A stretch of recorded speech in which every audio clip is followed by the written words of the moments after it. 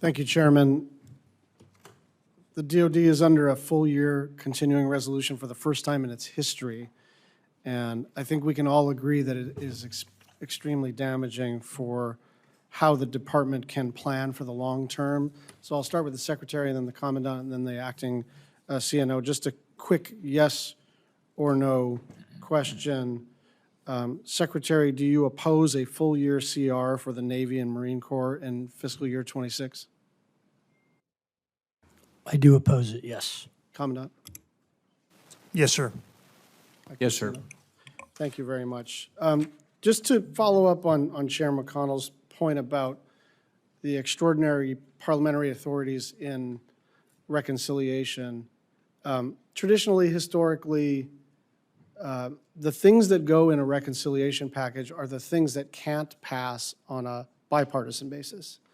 There have been little exceptions, but let's just remember that an increase in spending for shipbuilding is not something that Democrats would block. And so the model in this modern Senate, which is granted different from the Senate of 10 years ago and 30 years ago and so on, but the model has been that you explore bipartisanship, you explore achieving cloture and making this committee relevant and important and a sort of center of power in the Article I branch.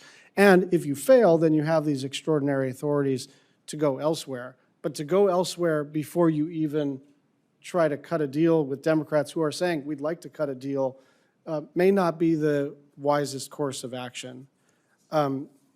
Secretary, you support the continuation of AUKUS, is that correct? What I said, Senator, is we're evaluating the program. I think they are two of our enduring and most important allies. I have not had time yet to review that package, but that is going on and we're looking at that.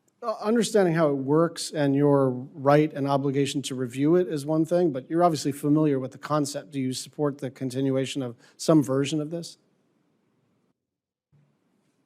Again, Senator, I have to take a look at this program and understand how it works.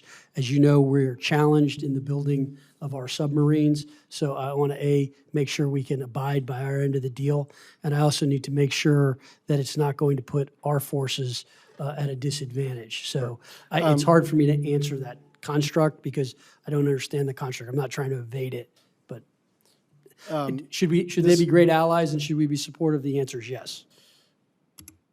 The latest round of conflict in the Middle East utilized large amounts of munitions to defend Israel from Iranian strikes.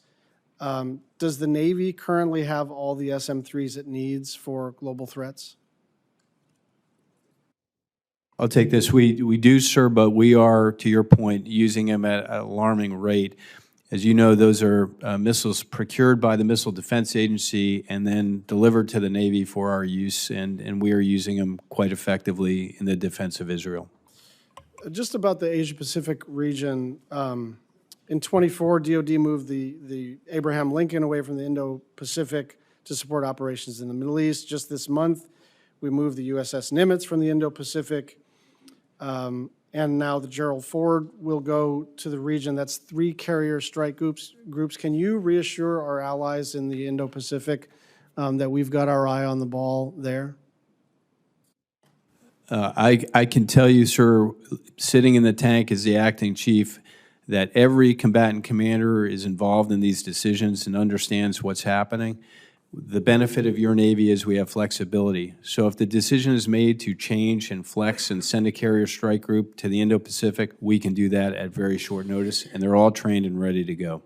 Thank you. Secretary, I sent you a letter and asked for a response by the 16th of June, and we're still waiting on that. My understanding is it's on your desk for review, so I want to be as fair as possible. But the use of a Hawaiian island for inert bombing training cannot be called essential and cannot be waved away on the basis of it being important for national security.